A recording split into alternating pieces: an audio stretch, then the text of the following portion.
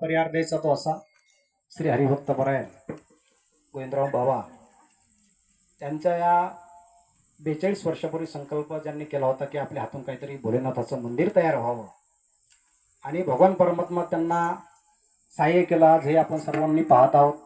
या ठिकाणी भव्यदिव्य असं बाबांच्या संकल्पनेतून आज 42 वर्ष तपश्चर्या, त्याग सोपा नाही महाराज. एक दिवस चप्पल नसली तर आपल्याला चालता येत नाही. ज्या महात्म्यानं 42 वर्ष हा संकल्प केला आणि जोपर्यंत मंदिराचं काम पूर्ण होणार नाही तोपर्यंत पायात चप्पल घालणार नाही असा त्याग केला, असे एकमेव महात्मे आहेत. त्यांच्या त्या महात्म्याचं दर्शन करण्यासाठी आज एवढ्याला मनमितपर्यंत आलेले आहे. अशा महात्म्याला सर्वप्रथम नमन वंदन असो. अशा महात्मे ज्या महात्म्यानं या आपल्याला आज 8 दिवस झालं ज्ञानामृताची आंघोळ चालू आहे. आजची 6वी आंघोळ आहे.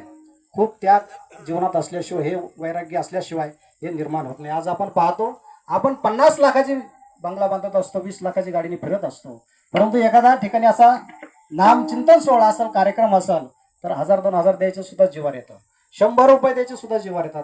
म्हणून अशा या दानशूर व्यक्तीनं, या महात्म्यानं आज या ठिकाणी नामचिंतन सोहळा घडून आणला. एवढं मोठं भोलेनाथाचं मंदिर आपल्या समोर आपल्याला दिसत आहे आणि उद्याचा आणि परवाचा दिवस आपल्या तुमच्या सर्वांसाठी खूप महत्त्वाचा आहे.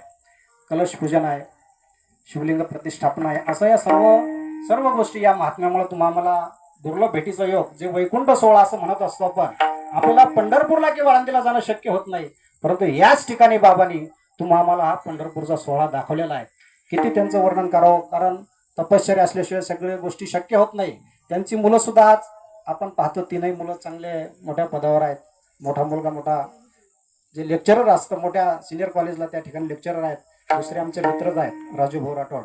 त्यांचं वर्णन करावं तेवढं कमीच आहे, कारण आम्ही सोबत असताना एकही निर्णय आमचे जे संघटना असतात ते त्यांच्याशिवाय होत नव्हते. असे असणारे राजू भाऊ या ठिकाणी हा भव्यदिव्य सोहळा त्यांनी हा घडून आणलेला आहे. तसेच त्यांचे लहान 3 नंबरचे बंधू ते सुद्धा या ठिकाणी आपलं संपूर्ण सांसारिक आणि हे पारमार्थिक जबाबदारी ते पेलवत आहे. असं या सर्वांच्या सहकार्याने या ठिकाणी नामचिंतन सोहळा सुरू आहे. तसेच आमचे पोले महाराज, आताच मगाशी सरांनी सांगितलं की सहकार्य म्हणावं तर त्यांच्याकडे पाहावं असं असणार आहे. त्या ठिकाणी 8 दिवस झटून आहेत.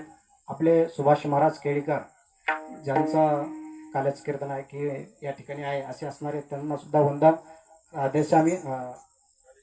राधेश्याम महाराज शास्त्री आळंदी देवाचे, त्यांचं सुद्धा गायन फार असं ऐकण्यासारखं आहे. त्यांचं उद्या कीर्तन पण आहे. असे असणारे मोठे तपस्वी महात्मे आपल्या ठिकाणी लाभलेले आहेत. या ठिकाणी आता आपण ज्यांची चाल ऐकली ते सुद्धा खूप सुंदर आवाज या ठिकाणी आपण भारावून गेलो. असे सर्वच महात्मे या ठिकाणी उपलब्ध आहेत. आपले तरुण वयामध्ये मृदंगाचार्य, अगदी 16-17 वर्ष वय असेल त्यांचं, काय वाजवतात महाराज, कानाला गोडवा आला की आनंद वाटतो. असे असणारे त्यांच्या चरणी वंदन.